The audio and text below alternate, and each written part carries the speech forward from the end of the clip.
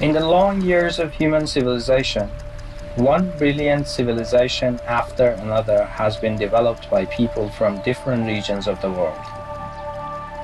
But it must be admitted that in the ancient history of mankind, a country as large as China that can maintain long-term unity is absolutely rare. Why has Chinese civilization not only has been continued, but also maintained a high degree of unity?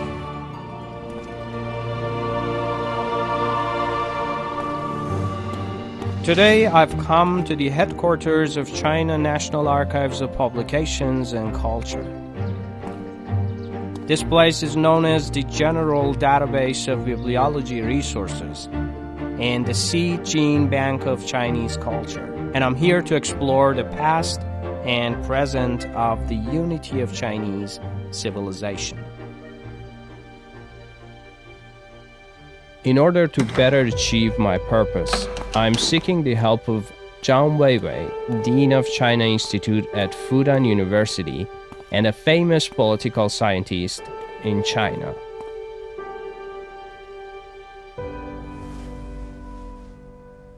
Professor Zhang, as we all know, China is a country that attaches great importance to unity. When did the unity of Chinese civilization begin? Did it begin with Qin Shi Huang's unification of China? Indeed, China was first unified in 221 BC under Emperor Qin, or Qin Shi Huang. Written language, he unified the measurements, he unified all these were extremely important for China's continuation of civilization. Yet, this whole sense of unity, sense of unification, can be traced way back earlier, at least 4,000 years before China unification. Wherever you go, say along the Yangtze River, Yangshao culture, or along the Liaohe River, Hongshan culture, or the Yangtze River, Liangzhou culture, you see 10 different images of dragon. That shows a lot of cultural exchanges at that time before different regions, different parts of China, of this vast continent. So a lot of commonalities already there. Yeah, you mentioned dragons, but the different social backgrounds between the East and the West have led to different interpretations of the dragons. The positive image of the dragons in the East has deeply rooted in the hearts of Chinese people. And there seems that they may have a mysterious force that always brings back the Chinese people together, even after periods of division. They always would eventually move towards unification. As I mentioned, this image of a dragon, it's always a positive force in Chinese culture. If you look at the pen holder, there's this relief of the dragon image. And see this kind of image in different cultures within China, way before China's first unification. And then we mentioned this grand unity. This concept was first mentioned in this famous book called Gong Yang Zhuan, yeah, and he made this idea, 大一统, yeah, grand unity.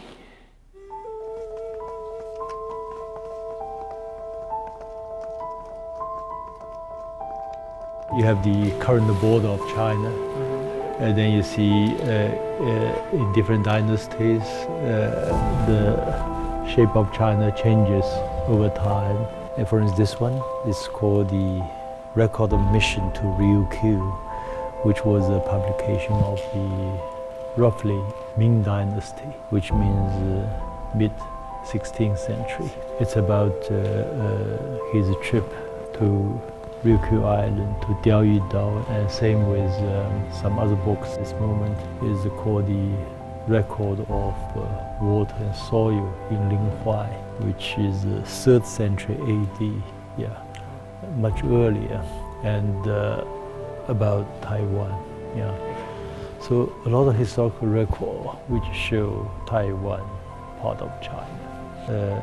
As you see this exhibition, there is a tremendous capacity for Chinese civilization to absorb different cultures into its own culture.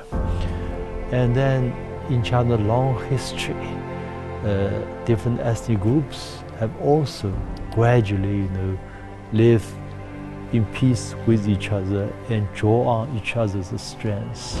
For instance, if you go to Xinjiang, it originates from Uyghurs people and from Mongolians, from Tubos, and from the Han Chinese.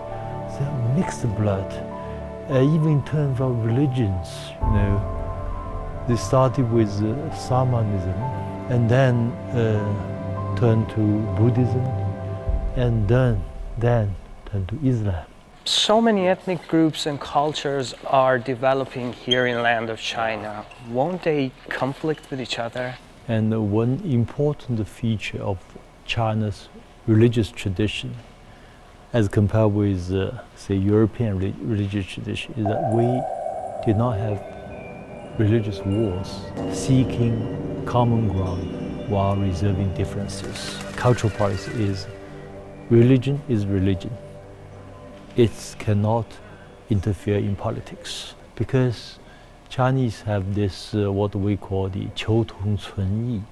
It's always what we call unity in diversity. And I can give you another example. I'm from Shanghai. I've lived in Beijing and Guangzhou. Their dialects, the divergence of these three dialects are greater than German language, English language, and French language. Yet, we live under one roof of one civilization for thousands of years. And people still have this kind of divergence and differences. But that's really, we can tease each other, make fun of each other, and enjoy our differences. So it's also the feature of what we call the unity in diversity, or diversity in unity. Yes. The Chinese people have lived in the same civilization for thousands of years. They have built a unified Chinese civilization. They together have built a unified Chinese civilization and a strong nation that cannot be destroyed. In my conversation with Professor Zhang, I learned from him a new concept, 家国一体, meaning a shared destiny of individual families and the country.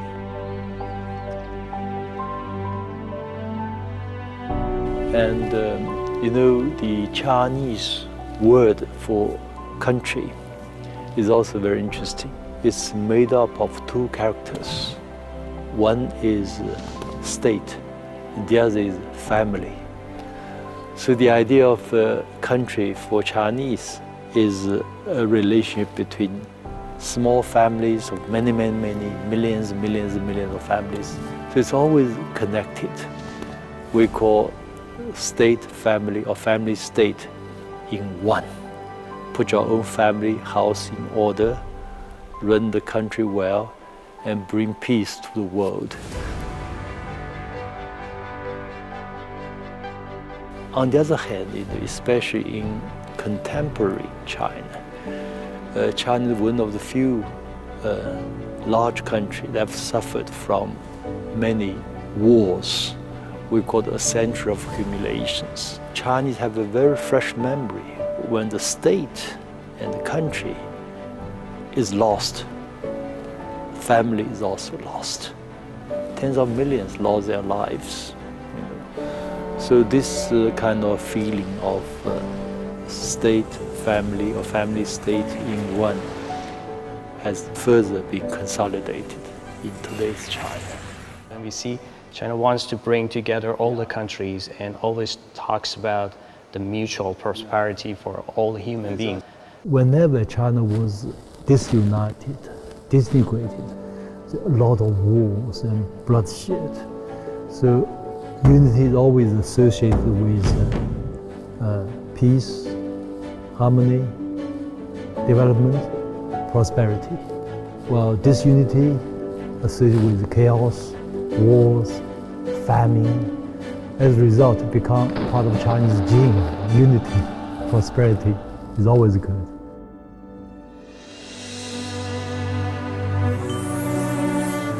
From the starry sky to the unity of pluralism, the history of China is a great history in which all the nationalities jointly create, develop, and consolidate unity.